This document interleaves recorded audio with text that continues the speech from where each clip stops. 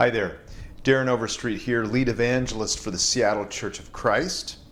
As the chair of the ICOC Ministers Health Committee, I'm excited to introduce another video to you as we all continue to step into the important conversation around the physical, mental, and emotional health of our ministers all over the world. In this video, you will hear from a member of our team named Sandra Neufeld. She's the wife of Joe Neufeld, an elder in the Lighthouse Church in Los Angeles, and she's also a certified grief recovery specialist. She has a few very important things to say to us about taking care of ourselves during what we know is an intense time to serve in the ministry. You know, as we approach the holidays, 2020 continues to be one of the most stressful years in history. Sandra reminds us to shine the light on our feelings and emotions that we're all experiencing.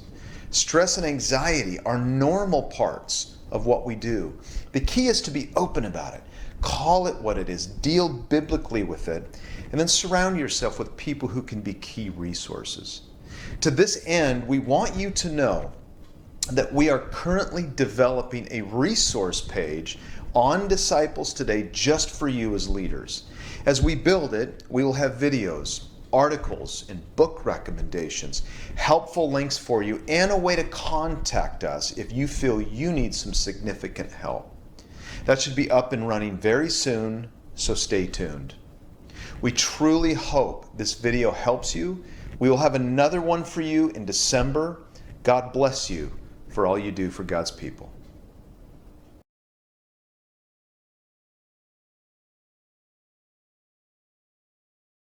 Hello. I want to start out with a quote here from Eckhart Tolle. Awareness is the greatest agent of change. With all the losses in 2020, how can we produce positive change in our world?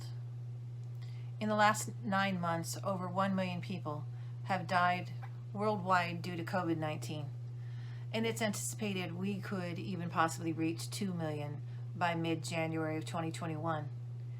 So many people have lost loved ones and are currently suffering the pain of those losses, burdened with grief. In most cases, many couldn't even be with their family members as they passed. This adds even more pain and suffering to their experience. As ministers, you have witnessed most of these losses. As you watch your people suffer, you can't help from feeling their pain. You can't avoid hurting with them and feeling the pain of their losses in addition to your own personal losses. Keeping silent and pretending the pain isn't there never helps. You can't fix what you don't acknowledge.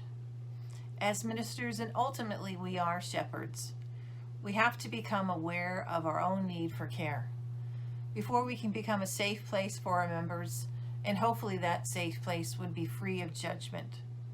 We must face first our own loss, our own grief, and what we are feeling. Psalm 32:3, when I kept silent, my bones wasted away through my groaning all day long. The consequences of suffering and stuffing and keeping silent are many. We need to start seeing our emotions as a gift, given to us to help increase our awareness. Emotions that are freely expressed without fear of judgment tend to flow out of our hearts without impacting our health. The problem is, first of all, finding that safe place to express our emotions that truly is free of judgment. That can be very challenging. Because judgment is so prevalent, or at least our perception is that it is prevalent, our emotions are often repressed. And those fearful and negative thoughts can zap us of energy, creating stomach distress, which in turn can lead to a compromised immune system and diminish our ability to live life to the fullest.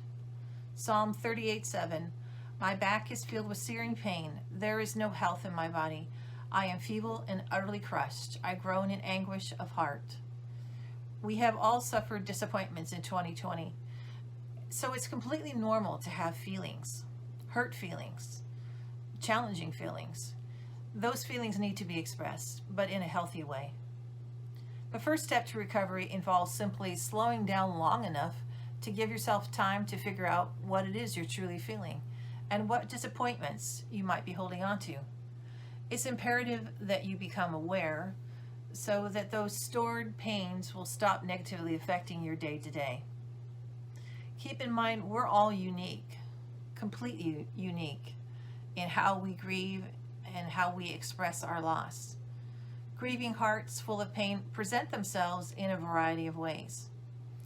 They can show up as people with tremendous anger and bitterness, hatred and rage, or possibly they may engage in unwholesome talk, gossip, and even slander. Others might retreat and shut down, maybe even fall into a form of depression, anxiety, or paranoia.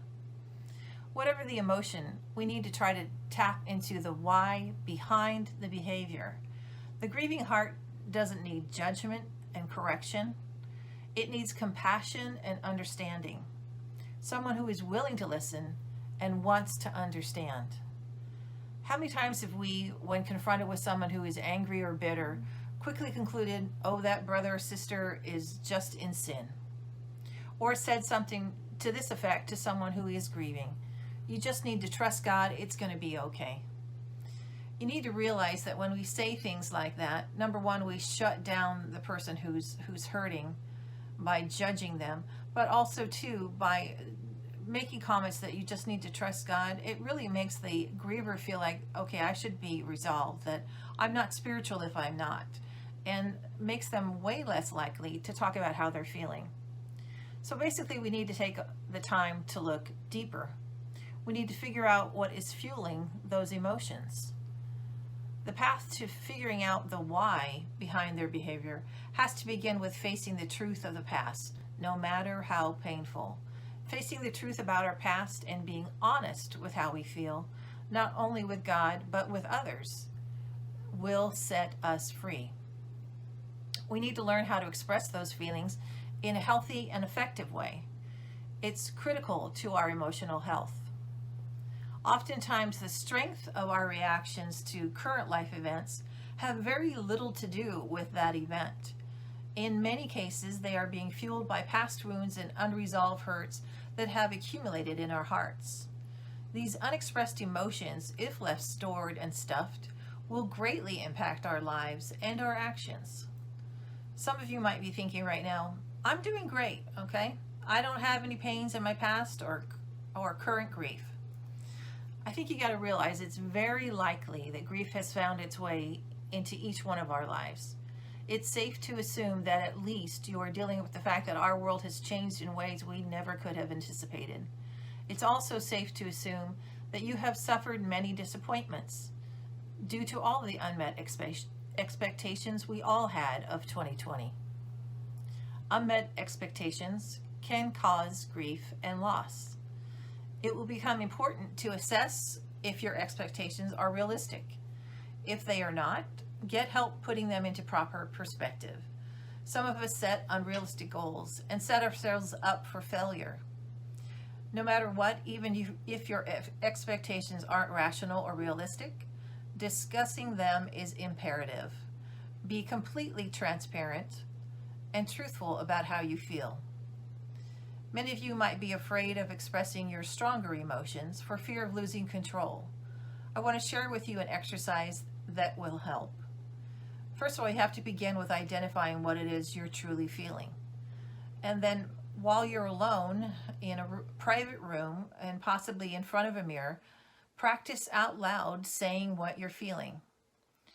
Do this first and until you get comfortable with it, okay? Then find that person who is a safe place for you and share with them the truth about what you're feeling. Then continue to practice this method in increasingly challenging situations, such as in front of your peers or possibly a larger group of people. Additionally, I highly recommend the practice of deep breathing while counting. This simple exercise will help regulate an emotional balance, making sure that the thinking part of the brain is not overrun by the emotional part of the brain. Always keeping in mind that it's imperative that you express what you feel without using words that blame or accuse the other party. And this is the reason why. Remember, no one can make us feel anything. We are responsible for our reactions, and how we feel is always our choice. Granted, our stored up pains from the past will definitely add fuel to the fire. So that's why it's so important to empty out that suitcase full of emotional baggage from our past and our present. Our reactions are always our choice. Avoid statements like, "You made me feel." Rather, use words like, "When you did that, I felt this." God is waiting to help you. He wants to hear your cries for help. Psalm 34:17 through 18. The righteous cry out, and the Lord hears them. He delivers them from all their trouble. Practice being gut level real with God, just as in Scripture we see David doing. He was unafraid to express everything he felt in the moment. And as you can see in Scripture, he was quickly resolved as well. Begin the practice also of thinking about positive things that happen to you each day. This will keep your heart in balance even through the hard times. It will also produce emotional resilience. Proverbs 15:15. All the days of the oppressed are wretched, but the cheerful heart has a continual feast. I want my heart to have a continual feast. So I'm definitely going to practice thinking of the positive things and practice resilience.